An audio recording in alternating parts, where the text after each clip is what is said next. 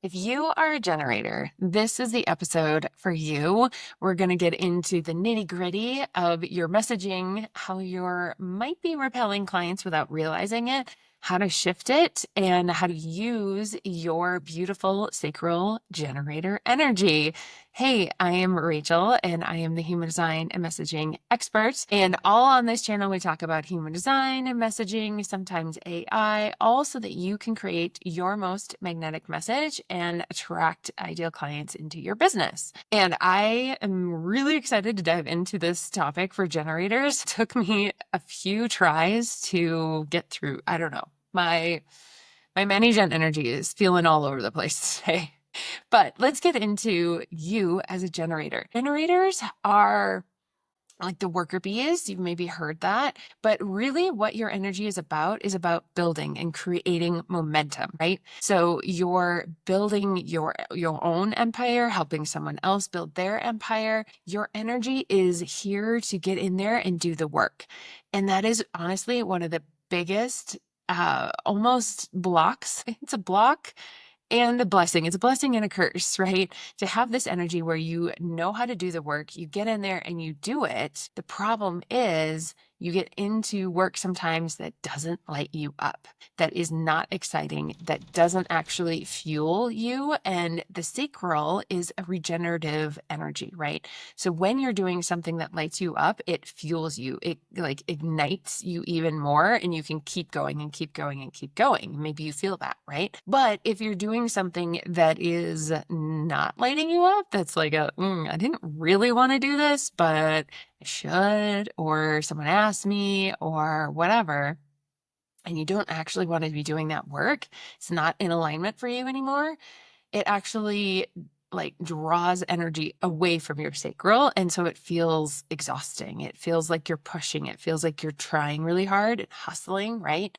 That's not what we want, right? We want the alignment energy. We want the sacral lit up and excited. So in your messaging, are you even talking about what's exciting for you, right? Is your messaging anywhere in your messaging talking about things that you think you should talk about because someone else is doing that, or some business coach told you this is how you should do it?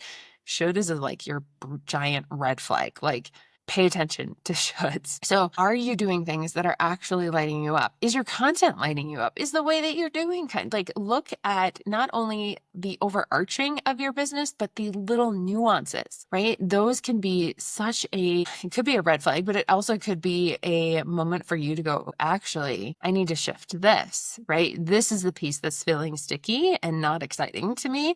How can I make that more exciting? When you're following that excitement, everything else starts to come like it comes into your field automatically. You become like this magnet, right? So when you're excited, you're just out there sharing your thing, things come into your field that you had no idea could even possibly happen, and allow you to then respond to them. The other thing I see people or generators misaligned in their messaging is they're sitting here waiting for someone to come to them and ask them a question, or sitting here waiting for something to respond to. And I don't know what the heck to respond to. Is it that? Is it my thoughts? Right?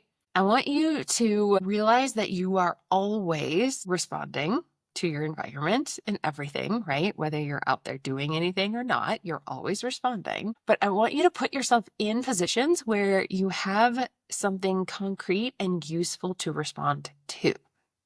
So that could be asking questions to your audience, putting out a poll, could be having a conversation with somebody, could be getting in the room of people that need what you do, right? All of those are ways for you to respond and light you up, as lack of a better word, right? That's how your response starts to generate more and more and more and more. Okay.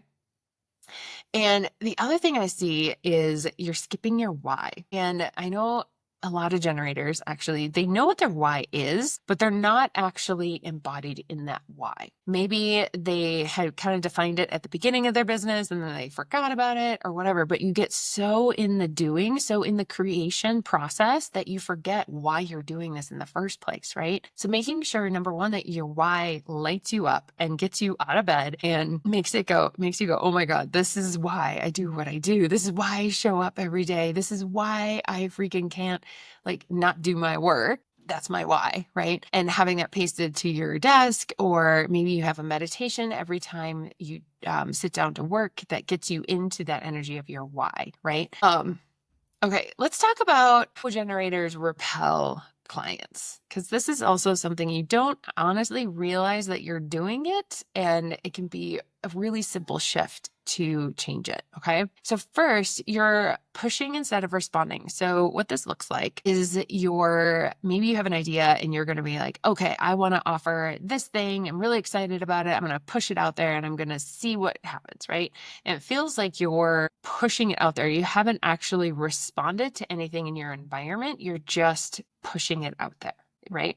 And you know that you're doing this because the response usually falls flat. It usually doesn't go where you want it to go. You have a lot of attachment around the outcome of this thing. You have a lot of need for it to work, instead of the response. The aligned way to really show up is, I'm really excited to share this. I know there's a lot of people out there. I'm just going to show up no matter what. No matter if someone's responding, no matter if someone is signing up for it and buying for it, it doesn't matter, right? Generators, I see when you're forcing it is because you have a lot of attachment to the outcome, a lot of need for it to work, instead of just showing up because you know this is what your gift is. You know that this offer is freaking amazing. People need it, and you're just here to share it, right? So the second thing I see with regards to repelling clients is you're waiting without this engagement, right? You're sitting here waiting and waiting for something to respond to.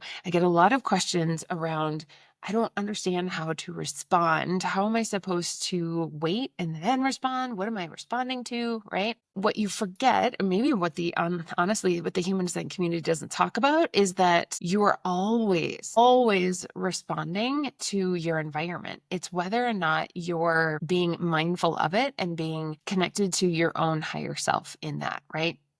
So what this can look like is, again, putting yourself in that room, put people that need what you have, asking questions, putting out polls, right? Using your response and trusting that the right things will come to you, right? And not needing things to be like right now, right? It's that how is this going to work? How? The beauty in the generator is like, you have this vision, you have this idea, and you follow your sacral. Your sacral's like these little breadcrumbs that take you to that big vision. The vision is always resourced. It's always going to give you that next step as you take the one before it, right? It's not maybe going to show you the whole staircase, but it is going to show you the next aligned step, as long as you're following what's exciting to you, right?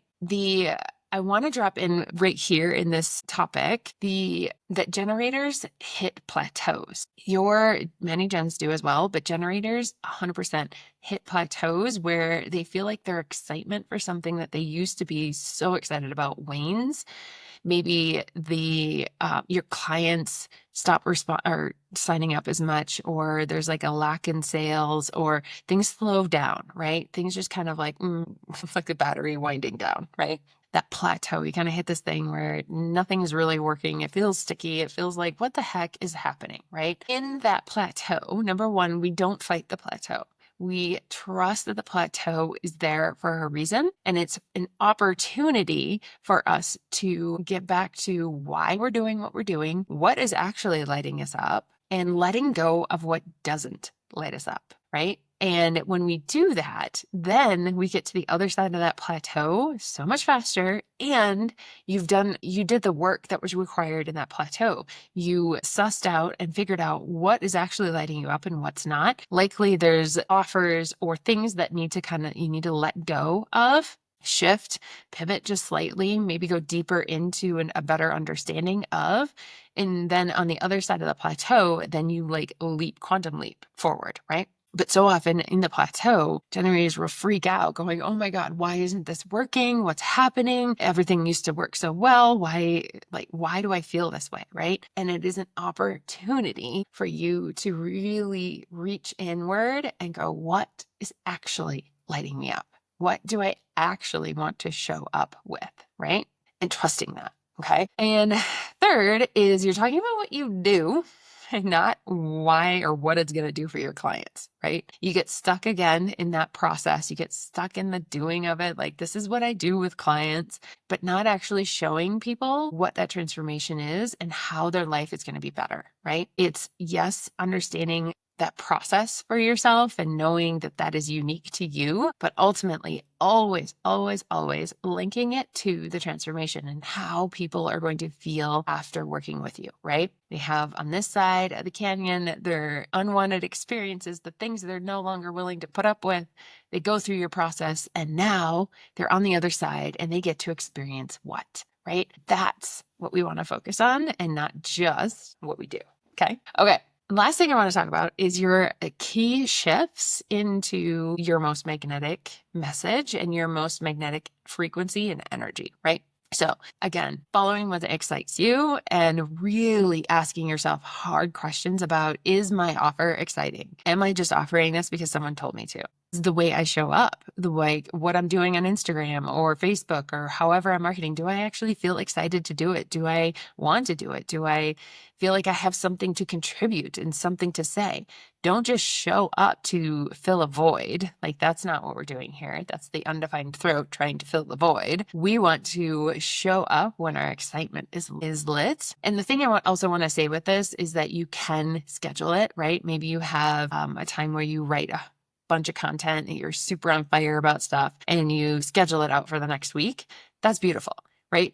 Even though you've scheduled it out, it still carries that energy, right? It still carries you being excited to share something. So I want to say that you can work with this. It doesn't necessarily always have to be in the moment. It really can be scheduled, or it just has to be your excitement. Engaging to create those response opportunities, right? So going into rooms with people that need you, to asking questions, putting polls out. I love Facebook groups because this is the most beautiful place to respond to things. If you're a gen or a mani gen and you don't have a Facebook group, go find someone else's that allows a lot of back and forth conversation and posting and stuff, because it's so much fun. It allows you to engage with other people and share what you're excited about and lit up about, your expertise, right? And it gives you so much feedback on what people are experiencing, how they're experiencing it, and what they need. Is talking about not just talking about what you do, but talking about that transformation. That's a big shift. Go back and look at your last few pieces of content. Is it talking about the work? Is it talking about what the work does? How life is going to be different, right? How much? We got to have a really good balance. Yes, we can talk about the work, but we also have to talk about what we get to experience because of the work, right? So I'd love to hear what takeaway you had from this, how it shifted you in your messaging. If you are curious about how to use your human design in your messaging, I have a custom report. I'm going to put the link below, and it spells out so many different aspects of your human design and how to use them in your messaging, from your type to your profile, your centers, both defined and undefined, your channels, and of course, Mercury gate and your throat center, which I feel like are the most important pieces of your human design as regards to messaging. So that'll be linked below, but I would love to hear from you. What was your biggest takeaway? How do you show up as a generator? What's lighting you up right now? I'd love to hear. So I'll see you next week.